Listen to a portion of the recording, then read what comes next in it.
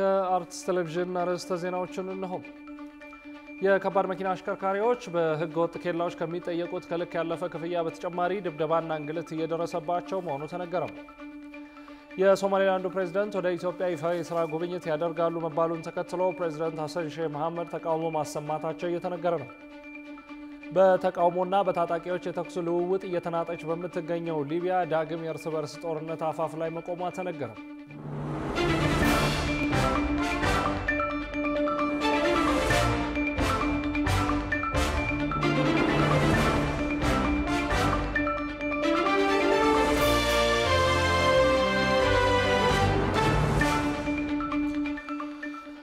ክቡራን ተመልካቾቻችን እንደምን አላችሁ? የአፍሪካን ህዳሴ ለማብሰር ከፍ ያለ ዓላማን ይዘው በ24 ሰዓታት ስርጭት ወደ እናንተ የሚደርሰው የአርትስ ቴሌቪዥን የዜና ሰዓት ነው። ከ120 ሚሊዮን በላይ ዜጎች ያሏት ሀገራችንና በሰባት አህጉራት የተከፋፈለችው ዓለማችን እንዴት ዋለች እንዴት ተሳደረች የሚለውን ወደ እናንተ ልናደርስ መጥተናል። ዜናዎቹን ወደ እናንተ የማደርሰው ደግሞ ያብስራ ገዛኸኝ ነኝ። አብራችሁን ቆዩ። ወደ ቀዳሚ ዜናችን አለፍን። የከባድ መኪና አሽከርካሪዎች በህገወጥ ኬላዎች ከሚጠየቁት ከልክ ያለፈ ገንዘብ በተጨማሪ ድብደባና እንግልት እየደረሰባቸው መሆኑ ተነገረ። በጉዳዩ ላይ አስተያየታቸውን ለጣቢያችን አርትስ ቴሌቪዥን የሰጡት የኢትዮጵያ ከባድ መኪና አሽከርካሪዎች ማህበር ስራ አስኪያጅ አቶ ሰለሞን ዘውዱ ነገሩ ከመቀነስ ይልቅ ከቀን ወደ ቀን ተጠናክሮ መቀጠሉ እጅግ አሳሳቢ ነው ሲሉ ተናግረዋል። ሮሃ ግርማ ጉዳዩን በዝርዝር ተመልክተዋለች። በኢትዮጵያ ኬላ ይነሳ ተብሎ በመንግስት ደረጃ ቢወሰንም የተለያዩ ሰዎች የተፈለጉ 283 ኬላዎች ህገወጥ ኬላዎች በመላ ሀገሪቱ ተንሰራፍተው ይገኛሉ። የንግድና ቀጠናዊ ትስስር ሚኒስቴር ዶክተር ካሳሁን ጎፌ ይህንን የተናገሩት ከወራት በፊት ነበር። ዛሬም ድረስ ግን ችግሩ እንደቀጠለ ነው። በየከተሞቹ መግቢያና መውጫ ላይ ገመድ እየዘረጉ ህገወጥ ኬላዎች አበጅተው ከልክ በላይ ክፍያ የሚጠይቁ አካላት ከመቀነስ ይልቅ ከዕለት ወደ ዕለት እየጨመሩ መምጣታቸው ተነግሯል። በአጭር ኪሎ ሜትሮች ልዩነት በሚጠየቁ ከልክ ያለፈ ክፍያ መማረራቸውን የሚገልጹት አሽከርካሪዎችና የተሽከርካሪ ባለንብረቶች ህገወጥ ኬላዎች በመንግስት ደረጃ እንዲነሱ ቢደረጉም አሁንም ተመልሰው እየተዘረጉ መሆናቸውን አመልክተዋል። በጉዳዩ ላይ አስተያየታቸውን ለጣቢያችን አርትስ ቴሌቪዥን የሰጡት የኢትዮጵያ ከባድ መኪና አሽከርካሪዎች ማህበር ስራ አስኪያጅ አቶ ሰለሞን ዘውዱ ነገሩ ከመቀነስ ይልቅ ከቀን ወደ ቀን ተጠናክሮ መቀጠሉ እጅግ አሳሳቢ ነው ሲሉ ተናግረዋል። በየቀኑ ነው ሹፌሮቻችን በየቀኑ አሁን አንቺ ከመደወልሽ በፊት እኮ ሪፖርት እየደረሰኝ ነው እዚህ ቦታ እንደዚህ ሆነ እያሉና 3 4 5 ኬላዎች ተነስተው ሊሆን ይችላል። ገመዱ ነው የተነሳው መልሰው ብቅ ይላሉ። አንዳንዶቹ ደግሞ ጭራሽ ይሰሙሽም አይፈልጉም። ምክንያቱም እየተገኘ ያለው ገንዘብ ከዚህ እጅግ በጣም ብዙ ስለሆነ የጥቅም ጉዳይ ነው። ይሄ ዘርፈ ብዙ ስራ ያስፈልገዋል። እንደ ዋና ስራ አስኪያጁ ገለጻ ችግሩ አሽከርካሪዎች የሚጠየቁት ከልክ ያለፈ ክፍያ ብቻ ሳይሆን የሚደርስባቸውን ድብደባና እንግልት ነው። ይመታሉ፣ ይደበደባሉ። እነሱ ናቸው የሚንገላቱ ያሉት ነገሮች። ሾፌሮች ናቸው የሚደበደቡት። እሱ እኮ ብር ከፍሎ እኮ መሄድ ጥሩ ነው። መደብደብ አለ፣ እቃ ንብረት መዘረፍ አለ፣ መቀማት አለ። ብዙ ነው ችግሩ እዛ አካባቢ ያለው ችግር። አቶ ሰለሞን ዘውዱ እንደሚሉት የፌዴራል መንግስቱ እነዚህን ኬላዎች እንዲነሱ ትዕዛዝ ቢያስተላልፍም ህገወጥ ኬላዎች የሚገኙባቸው ዞንና ወረዳዎች ግን ትዕዛዙን መሬት ላይ የማውረድ እንቢተኝነት ይታይባቸዋል። በዚህም ለችግሩ ተጠያቂ እነሱ ናቸው ይላሉ። የተከለከለው ግን ሁሉም ኬላ ነው። ሁሉም መንግስት ራሱ ያወጀውም በመንግስት ደረጃም በትራንስፖርትና ሎጂስቲክስ ደረጃ በፌዴራል ፖሊስም ቢሆን እንደገና ደግሞ በፓርኪንግ ደረጃ ህገወጥ ኬላዎች ህገወጥ ናቸው ይቁሙ ብሎ መንግስት አስተላልፏል። የተነሱ ኬላዎች ግን አንዳንዶች ለጌጥ ተነሱ እንጂ መልሰው ይመጣሉ። ይሄን ማስነሳት አልተቻለም። መመሪያውን በመጣስ የመንግስትን ህግ ባለማክበር ኃላፊነት መውሰድ ያለባቸው ኬላ የተቋቋመባቸው ዞኖችና ከተማ ማስተዳደሮች ናቸው። የኢትዮጵያ ፖሊሲ ጥናት ኢንስቲትዩት በአንድ ወቅት ይፋ ባደረገው ጥናት ምርት ሸማቹ ጋር የሚደርሰው እስከ 60% ዋጋ ተጨምሮበት መሆኑን የሚጠቁም ሲሆን ሸማቹ ላይ ያልተገባ የዋጋ ጭማሪ ያስከተሉ ካሉ የግብይት ችግሮች አንዱ በመላ ሀገሪቱ የተዘረጉ ህገወጥ የገመድ ኬላዎች መሆናቸው ይነገራል። የሶማሊላንዱ ፕሬዝዳንት ወደ ኢትዮጵያ ይፋዊ ጉብኝት ያደርጋሉ መባሉን ተከትሎ ፕሬዝዳንት ሐሰን ሼህ መሐመድ ተቃውሞ ማሰማታቸው የተነገረ ነው። ከሰሞኑ አዲሱ የሶማሊላንድ ፕሬዝዳንት አብዱራህማን መሐመድ ኢሮ የተለያዩ የምስራቅ አፍሪካ ሀገራትን እየጎበኙ ቢሆንም እስካሁን ኢትዮጵያ ለመምጣታቸው እያነጋገረ ነው። የምስራቅ አፍሪካና ቀጠናዊ ጉዳዮች ዘጋቢያችን ጽዮን ለይኩን ዝርዝሩን ይዘዋለች። አዲሱ የሶማሌላንድ ፕሬዝዳንት አብድራህማን መሐመድ ኢሮ ፍትሃዊ በተባለው የሶማሌላንድ ፕሬዝዳንታዊ ምርጫ አሸንፈው መንበረ ስልጣኑን በተቆጣጠሩ ሰሞን በተለያዩ የንግግር መድረኮቻቸው ላይ ራስ ገዟ አገራቸው ያላትን የውጭ ግንኙነት ሲያነሱ ከሚጠሯቸው አገሮች መካከል ኢትዮጵያ ቀድማ ትሰማለች። ፕሬዝዳንቱ በኢኮኖሚ ትብብር በታሪክ ከሶማሌላንድ ጋር ቁልፍ ትስስር አላቸው ከሚሏቸው ጥቂት ሀገራት መካከል ከአሜሪካም ከእንግሊዝም ተርታ ኢትዮጵያን አስቀድሞ መጥራት የተለመደው ተግባራቸው ነው። ኢትዮጵያም ሶማሌላንድ ባላት ቆንስላ ጽህፈት ቤት በኩል በአምባሳደር ደረጃ ከራስ ገዟ አገር ጋር የግንኙነት መስመር የዘረጋች ቀዳሚዋ ሀገር ናት። ከሳምንታት በፊት በሶማሌላንድ የኢትዮጵያ አምባሳደር የሆኑት ተሾመ ሹንዴ ከፕሬዝዳንት አብድራህማን መሐመድ ኢሮ ጋር ባደረጉት ንግግር ፕሬዝዳንቱ ወደ አዲስ አበባ ይፋዊ ጉብኝት እንደሚያደርጉ ማሳወቃቸው ተሰምቶ ነበር። አስከትሎም ከሰሞኑ ፕሬዝዳንቱ ወደ ተለያዩ የምስራቅ አፍሪካ ሀገራት የሚያደርጉትን ጉብኝት ሲጀምሩ አስቀድመው የሚረግጧት ሀገር ኢትዮጵያ ትሆናለች ተብሎ ተጠብቆ ነበር። ይሁንና ፕሬዝዳንቱ ይፋዊ የስራ ጉብኝታቸውን ከጅቡቲ ጀምሮ ከዚያም ወደ ኬንያ አቅንተዋል። አንዳንድ የሶማሊያ የዜና ምንጮች ታዲያ የሶማሊያው ፕሬዝዳንት ሐሰን ሼህ መሐሙድ የፕሬዝዳንት አብድራህማን መሐመድ ኢሮን የኢትዮጵያ ጉብኝት ለማስቀረት ለኢትዮጵያ መልእክት ልከዋል ሲሉ አስነብበዋል።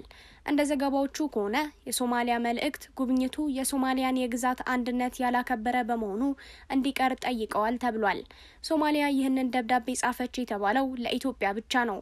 ለሶማሊያ ጥሩ ወዳጅ የሆነችው ጅቡቲም ሆነ ኬንያ የሶማሊያ ተገንጣዩ አገር ሶማሌላንድን ሲቀበሉ የሶማሊያ ቁጣ አልደረሳቸውም። ጉብኝቱ የአገርነት እውቅናን የተመለከተ ዋና ሀሳብ እንደሚነሳበት የሶማሌላንድ ዲፕሎማቶች ቢናገሩም የፕሬዝዳንት ኢሮ የኬንያ ጉብኝት ሶማሊያን አላስኮረፈም። ይሁንና ፕሬዝዳንት ኢሮ ወደ ኢትዮጵያ የሚያደርጉት ጉብኝት እንዲሰረዝ፣ ጉብኝቱ የሚደረግ ከሆነም በከፍተኛ ባለስልጣን ደረጃ አቀባበል እንዳይደረግላቸው ሶማሊያ ጥያቄ ማቅረቧን ዘገባዎች ጠቅሰዋል። ይህ ከሆነና ፕሬዝዳንቱ ከከፍተኛ ባለስልጣናት ጋር የሚገናኙ ከሆነ የሶማሊያን ሉዓላዊነት እንደመዳፈር እንደሚቆጠርም ገልጸዋል ተብሏል። ይሁንና ፕሬዝዳንቱ በኬንያ በነበራቸው ቆይታ ከኬንያው ፕሬዝዳንት ዊሊያም ሩቶ ባሻገር የቀድሞውን ፕሬዝዳንት ራኤልዋ ኦዲንጋን ጭምር አግኝተው አነጋግረዋል።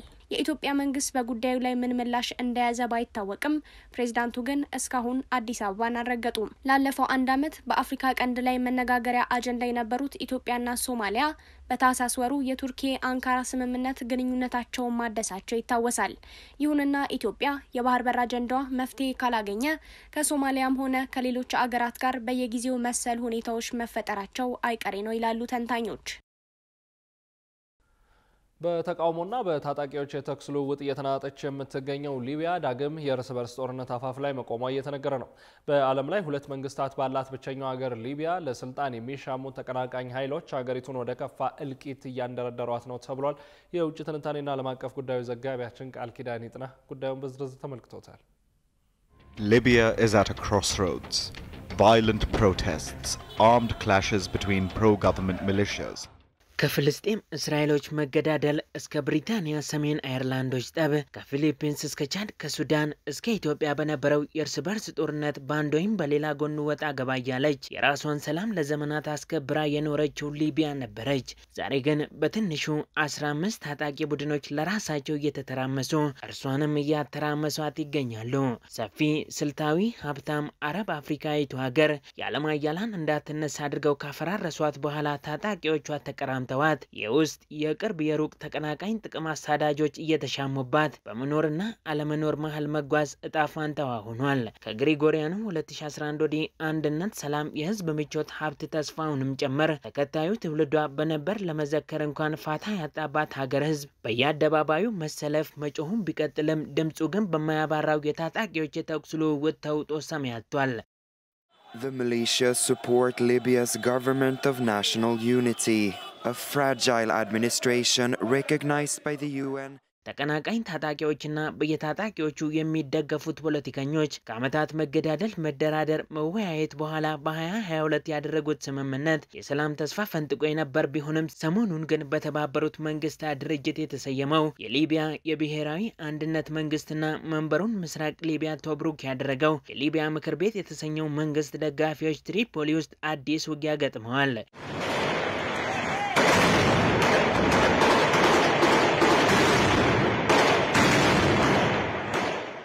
ውጊያው የብሪታንያው ጥናት ተቋም ቻታም ሃውስ እንደሚለው ከ2022 ወዲህ ተስተካካይ የማይገኝለት ነው። ታዲያ ነገሩን አሳዛኝም አስገራሚም የሚያደርገው የጋዳፊ ስርዓት ፈርሶ ጠንካራው ገዢ ተገድለው ሰሜን አፍሪካዊቱ ሀብታም አረባዊት ሀገር የታጣቂዎች መፈንጫ፣ የአሸባሪዎች መናኸሪያ፣ የወረበሎች መፈልፈያ፣ የስደተኞች መታረጃ ስትሆን ለሊቢያ ህዝብ ሰላምና ዲሞክራሲ ተዋጋን የሚሉት ሀያላን ሀገራት ድምጻቸውን ማጥፋታቸው ነው። ይልቁንም ከተባበሩት አረብ ኤሚሬቶች እስከ ግብጽ፣ ከቱርክ እስከ ሩሲያ፣ ከግሪክ እስከ ኢጣሊያና ሌሎችም መንግስታት የሊቢያን የነዳጅ ሀብት ለመቀራመት ላይታች ሲሯሯጡ በዓለም ላይ ሁለት መንግስታት ያላት ብቸኛዋ ሀገር ግን ዛሬም እንደ ትናንቱ ወደ እርስ በርስ ጦርነት እየተንደረደረች ነው።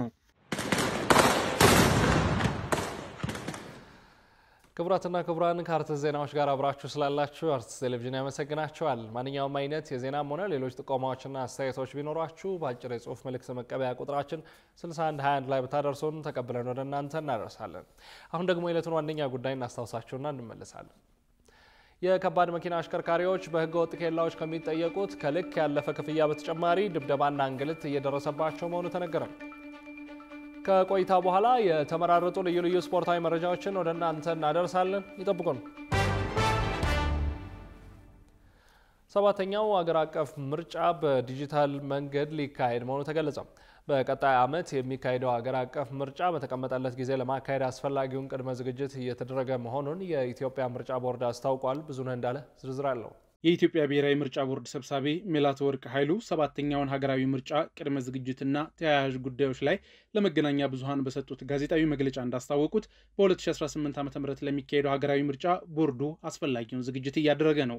የምርጫ ማካሄድ ስነ ስርዓት፣ ቅድመ ምርጫ፣ የምርጫ ወቅትና ድህረ ምርጫ ምዕራፎች አሉ ያሉት የቦርድ ሰብሳቢዋ ከስድስተኛው ሀገር አቀፍ ምርጫ የተገኙ ልምዶችን በመገምገምና ጥናት በማድረግ ቦርዱ አስፈላጊውን ቅድመ ዝግጅት እያደረገ ስለመሆኑን ገልጸዋል።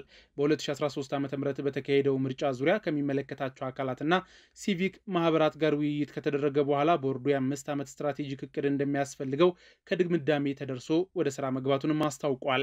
በሀገሪቱ እስካሁን የሚደረጉ ምርጫዎች በማኑዋል መካሄዳቸውን አንስተው በቀጣይ ዓመት የሚደረገው ምርጫ በዲጂታል እንዲካሄድ ማዕቀፍ መዘጋጀቱን ጠቁመዋል። የምርጫ አስፈጻሚዎች ምልመላን በተመለከተም ከዚህ ቀደም በኦንላይን ተመዝግበው ወደ ስራ የሚገቡበት ሂደት እንደነበረ ገልጸው በቀጣይ ምርጫ የምርጫ አስፈጻሚዎች የራሱ የሆነ መገምገሚያ ጥያቄዎችን በማዘጋጀት በኦንላይን ፈተና ወስደው ብቃታቸው ተረጋግጦ ወደ ስራ የሚገቡ ይሆናል ብለዋል። የ2018 ዓ.ም ምርጫን በዲጂታል ስርዓት ማከናወን ከዚህ ቀደም መራጮች ለመመዝገብም ሆነ አስመራጭ ኮሚቴዎችን ለመመዝገብ ይወጣ የነበረውን ከፍተኛ ወጪ የሚቀንስ መሆኑን አመልክተው የፖለቲካ ፓርቲዎችም እንዲሁም አባሎቻቸውን የሚመዘግቡበትና ለቦርዱ የሚያስረክቡበት ስርዓትንም መዘርጋቱንም በመግለጫው አመልክቷል። ቦርዱ በ2018 ዓ.ም የሚካሄደው ምርጫ በህገ መንግስቱ በተቀመጠለት የጊዜ ሰሌዳ መሰረት ለማካሄድ የምርጫ ጣቢያዎች አደረጃጀት ገለልተኛ መሆን፣ ለሴቶች፣ ለአረጋውያንና ለአካል ጉዳተኞች ያለውን ምቹነት የመገምገም ስራዎችንም እየሰራ እንደሚገኝ ገልጸዋል። በዚህም በሀገር አቀፍ ደረጃ ከሚገኙ 50,000 የምርጫ ጣቢያዎች እስካሁን 12,000 የምርጫ ጣቢያዎች ምልከታ ተደርጎባቸዋል ብለዋል። አንዱና ዋናው ነገር ሲነሳ የነበረው የምርጫ ቦርድ ምርጫ ጣቢያዎች አንዳንዶቹ በተለይ ለአረጋውያን፣ ለሴቶች፣ ለአካል ጉዳተኞች ምቹ አልነበሩም የሚል ከምርጫ ታዛቢዎች የቀረቡ ሪፖርቶች ነበሩ። ስለዚህ ይሄንን መሰረት በማድረግ ምርጫው ከመድረሱ በፊት እነኚህ ምርጫ ጣቢያዎች ምን ይመስላሉ? ለመራጮች ምቹ ናቸው ወይ? ለሴቶች፣ ለአረጋውያን፣ ለአካል ጉዳተኞች ምቹዎች ናቸው? ሁለተኛ ደግሞ ገለልተኛ በሆነ ቦታ ላይ ነው ወይ የሚገኙት? አንዳንድ የምርጫ ጣቢያዎች ገለልተኛ ባልሆኑ ቦታዎች ሊገኙ ስለሚችሉ ባልተፈቀዱ ህጉ በሚከለክላቸው ቦታዎች የሚገኙበትን ነገር ለመከላከል ይቻል ዘንድ አስቀድሞ ማዘጋጀት ስለነበረብን እነኚህ ምርጫ ጣቢያዎች ያሉበት ቦታ ምን ይመስላል የሚለውን ለመዳሰስ በተጨማሪ ደግሞ ለምሳሌ ምርጫ ታዛቢዎች አንድ ምርጫ ጣቢያ ቦታ ሄደው ለመታዘብ በሚፈልጉበት ጊዜ ወይ ሰው ካልመራቸው ወይ አካባቢውን ካላወቁት ራሳቸው ቴክኖሎጂ ተጠቅመው ሊደርሱበት አይችሉም ማለት ወይ ጉግል ማፕ የሚሆን ሌላ ማፕ ተጠቅመው መድረስ የሚችሉበት ሁኔታ አልነበረም። ስለዚህ ይሄንን ሁሉ ችግር ለማስወገድ የኢትዮጵያ ብሔራዊ ምርጫ ቦርድ በዚህ አመት አሁን ሶስተኛ ዙራችንን እያደረግን ነው። የፖሊንግ ስቴሽንስ ሃርቨስቲንግ የሚል ፕሮጀክት ጀምረን ምርጫ ጣቢያዎችን በየቦታው እየሄድን ቦታዎቹ ምቹ ናቸው ወይ፣ አካባቢው ምን ይመስላል፣ ተደራሽ ነው ወይ የሚለውን በሙሉ የአሴስ የማድረግ ስራ እየሰራን ነው።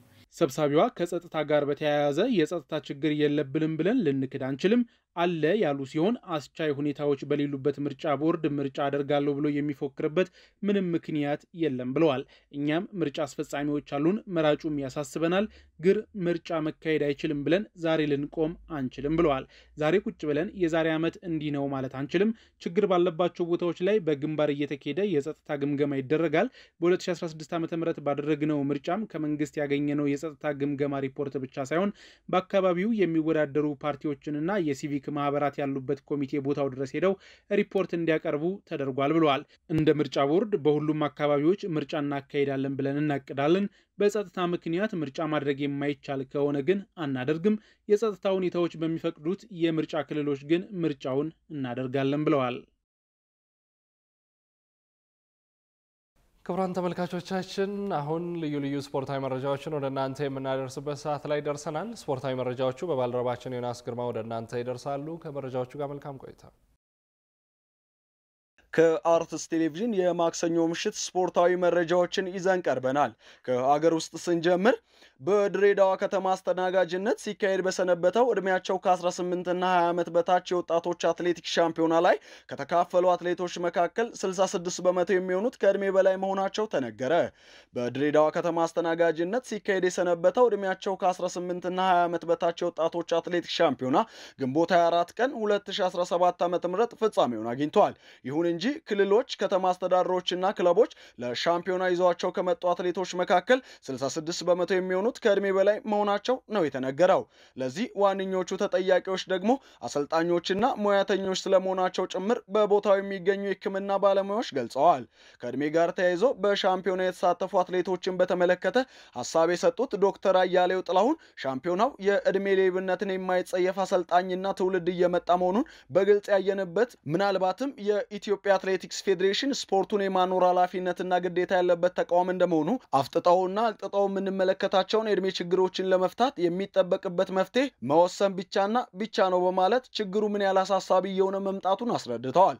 እንደ ፌዴሬሽኑ የሕክምና ባለሙያ ገለጻ የዓለም አቀፉ ተቋም ከአትሌቶች እድሜ ጋር ተያይዞ ለኢትዮጵያ አትሌቲክስ ፌዴሬሽን እየሰጠ የሚገኘው ማሳሰቢያና ማስጠንቀቂያ ከቀን ወደ ቀን እየተጠናከረ መጥቷል። ቀደም ሲል በዚህ ችግር ምክንያት 25 ኢትዮጵያውያን አትሌቶች ክስ ተመስርቶባቸው አሁን ላይ 5ቱ ከክሱ ነጻ ሲባሉ 19ኙ ግን ክሳቸው በመታየት ላይ ነው።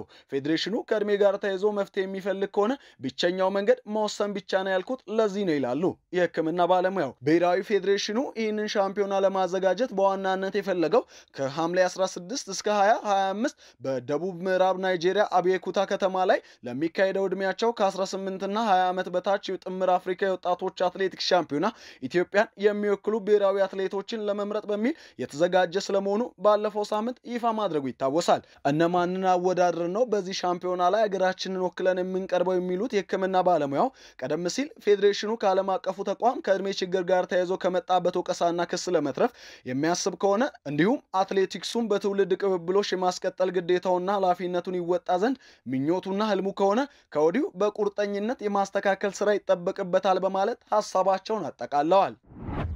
የ33ኛ ሳምንት የኢትዮጵያ ፕሪሚየር ሊግ ጨዋታዎች ሲቀጥሉ ኢትዮጵያ ቡናና ባህር ዳር ከተማ ሽንፈት ቀምሰዋል። ከጨዋታ አግባብነት ወይም ፌር ፕሌይ ጋር በተያያዘ ተደጋጋሚ ትችቶችን እያስተናገደ የሚገኘው የኢትዮጵያ ፕሪሚየር ሊግ የ33ኛ ሳምንት መርሃ ግብሩን በአዳማ ሳይንስና ቴክኖሎጂ ስቴዲየም የጀመረ ሲሆን በመጀመሪያ ጨዋታ ባህር ዳር ከተማን ያስተናገደው አዳማ ከተማ ተከታታይ 3ኛ ድሉን ማስመዝገብ ችሏል። በወራጅ ቀጠና ውስጥ የሚገኙት አዳማ ከተማዎች በከተማቸውና በደጋፊያቸው ፊት የማይቀመሱ በነበሩበት ጨዋታ የጣና ሞገዶችን ከረፍት መልስ ባስቆጠሯቸው 2 ግቦች በመታገስ 2-0 በማሸነፍ በሊጉ ለመቆየት እያደረጉ ያሉትን ትግል አጠናክረው ቀጥለዋል።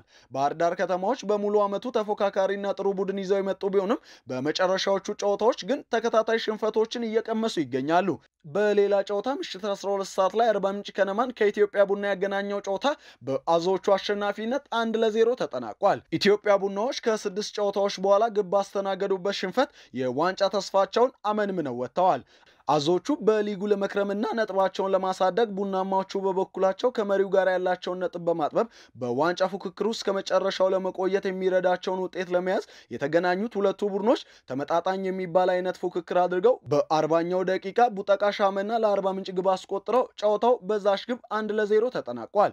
በሁለተኛው አጋማሽ ራሳቸውን አጠናክረው የተጫዋች ለውጥ አድርገው የመጡት ቡናማዎቹ የተሻለ እንቅስቃሴ ማሳየት ችለው የነበረ ሲሆን በተለይ እስራኤል ሸጎለ ለኢትዮጵያ ቡና ግብ ያስቆጠረ ቢሆንም የዕለቱ ዳኛ ኃይለ ኢየሱስ ባዘዘ ንክክ ያለው በሚል መሻሩ የዕለቱ አወዛጋቢ ክስተትና ለቡናማዎቹ አስቆጪ አጋጣሚ ነበር። ባዞቹ በኩል በ70ኛው ደቂቃ የተሰጠውን ፍጹም ቅጣት ምት አህመድ ሁሴን ማምከኑ አስቆጪ አጋጣሚ ተደርጎ ይጠቀሳል። ውጤቱን ተከትሎ ኢትዮጵያ ቡና ከመሪው ኢትዮጵያ መድን በ8 ነጥቦች አንሶ የተቀመጠ ሲሆን መድን ዛሬ ከጊዮርጊስ ጋር ያለውን ጨዋታ የሚያሸንፍ ከሆነ የዋንጫው ባለቤት መሆኑን ያረጋግጣል። የሊጉ ቀሪ መርሃ ግብሮች ነገም የሚቀጥሉ ሲሆን ስውል ሽረ ከሐዋሳ ከተማ፣ መቀለ ሰባ እንደርታ ከሲዳማ ቡና፣ ፋሲል ከነማ ከወላይታ ዲቻ ነገ የሚጠበቁ ጨዋታዎች ናቸው።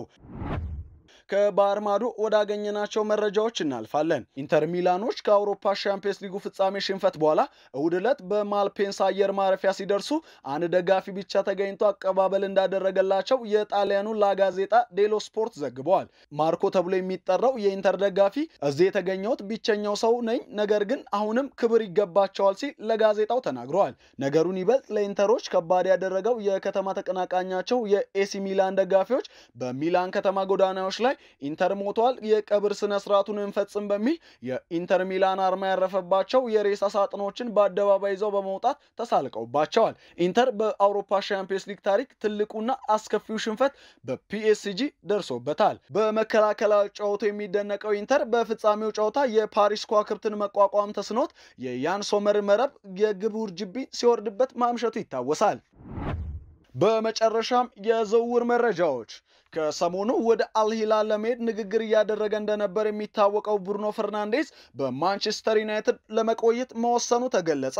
ፖርቹጋላዊ የመሃል ሜዳ ተጫዋች ብሩኖ ፈርናንዴዝ በማንቸስተር ዩናይትድ ለመቆየት ከውሳኔ መድረሱ ተዘግቧል። ብሩኖ ፈርናንዴዝ ከሳውዲ አረቢያው ክለብ አልሂላል ትልቅ ገንዘብ የሚያስገኝ ዝውውር ጥያቄ ቀርቦለት እንደነበር አይዘነጋም። የአልሂላልን ጥያቄ ውድቅ ያደረገው ፈርናንዴዝ በአውሮፓ መጫወት መቀጠል እንደሚፈልግና ከክለቡ ጋር ዳግም ስኬታማ መሆን እንደሚፈልግ ተገልጿል። በተያያዘ ዜና የብሬንትፎርዱ የፊት መስመር አጥቂ ብሪያን ሞቤሞ በቀጣይ ለመቀላቀል የሚመርጠው ክለብ ማንቸስተር ዩናይትድ መሆኑን አሳውቋል። ካሜሩናዊው የፊት መስመር ተጫዋች በልጅነቱ የማንቸስተር ዩናይትድ ደጋፊ እንደነበር ተገልጿል። ተጫዋቹ ማንቸስተር ዩናይትድን ለመቀላቀል መምረጡ ለሚደግፈው ክለብ ለመጫወት ባለው ጉጉት ምክንያት ሊሆን እንደሚችል ተነግሯል። የተጫዋቹ የዝውውር ሂሳብ የብሬንትፎርድ የክለቡ ሪከርድ ሽያጭ ዋጋ ይሆናል ተብሎ እንደሚጠበቅ ተገልጿል።